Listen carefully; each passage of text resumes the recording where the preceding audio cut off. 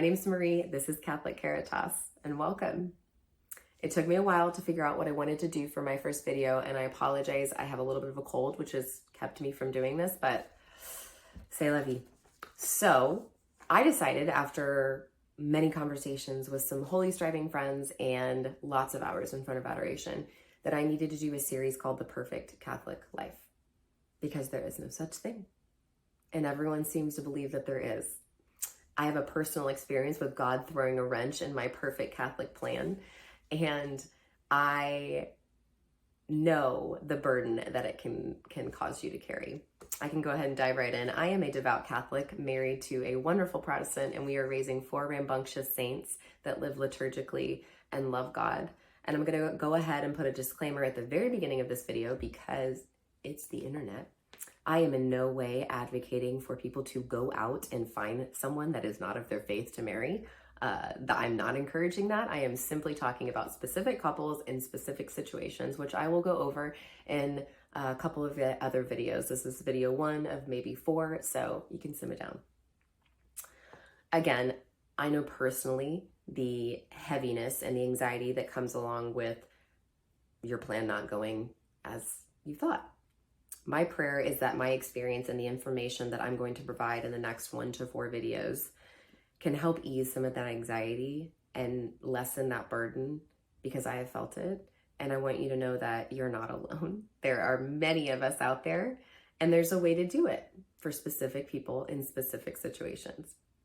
And I also want people watching this that are discerning marriage with a non-Catholic, that even if you don't end up marrying this non-Catholic person, based on the answers to the questions that we're going to provide, personal conversations with God and your potential spouse, highly encourage a meeting with a Catholic therapist or a priest, that if you leave this process and you end up having to break up, I want you to know that this information should help you gain the wisdom to realize what God wants for you, because I can't tell you that, only He can. So in this series, I'm going to go ahead and talk about first how I met my husband. We met in college, super boring. And on our first date, which I highly encourage people to do this, especially if you are single in the dating world, to on the first 1 to 3 dates, to be upfront and honest with what you want out of life and what the values that you have that are important to you. A great example is on dates, I would pretty much make sure I said from like on the first date or the first 1 to 3 dates, I would say, my name's Marie, I am a devout Catholic. I feel a call to the vocation of marriage, not necessarily to you. I want a large family. I want 8 kids, and I'm not going to have sex with you unless we're married. So I was like real popular with the dudes.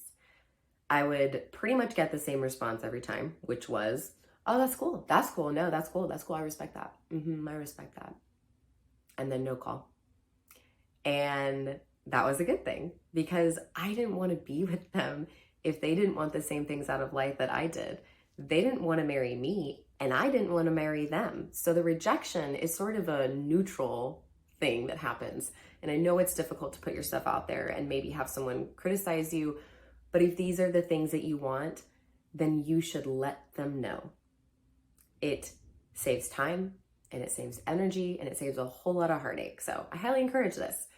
I did this for about 8 people before my husband, and then I get to my poor Protestant husband, and I say this, and I think it's going to be another no call. And we get to my front door, and he asked me on another date, and then he asked me on another date and another date. About 6 months to a year in, we realized that we are in love, and I realized that I want to marry this person, and I have never in my life thought I would be in this situation. So we spent the next 5 years, or 4 years at this point, going over what it meant to be married to a devout Catholic and what it meant to raise Catholic children. Everything that we discussed was in depth, and we came to conclusions on everything, and I made sure that he was fully consenting to marrying me. That this doesn't mean these things are going to change. These things are not going to change. So, as such, in this series, I'm going to go over how my husband and I discerned marriage, and how we and I, as a Catholic, eventually decided to take that leap. I'm going to share the outline of the questions that I've compiled from my experience, as well as some other interfaith couples that I know, so that you can print them out and discuss them, as well as tips for helping you decide if you can make this work. I'll do guides and tips for raising Catholic kids that won't eventually lead them to lack of love of their faith, spiritual laziness, or lack of faith in general. Also, this series isn't about converting your significant other. Although that is a good thing to desire and to pray for, converting and the timing of it is up to God and that person.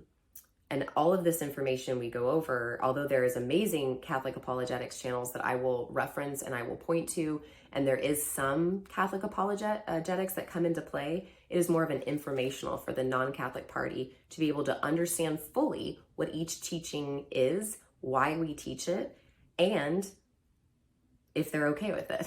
Because if they aren't, that's a red flag. So, how can we still live out our vocation of marriage and be fully Catholic if we are faced with realities like interfaith marriage?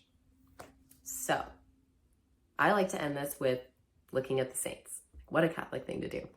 As Catholics, we strive to model the virtues and ask for intercession of the saints, but we don't want to replicate their lives. I want to kind of make that a point. Marriage is a beautiful sacrament and a powerful path to holiness. But while there was some really amazing saintly couples that found holiness together, like Saint Zélie and Saint Louis Martin, there are some couples who lived many years with their spouse either unbelieving or very lukewarm.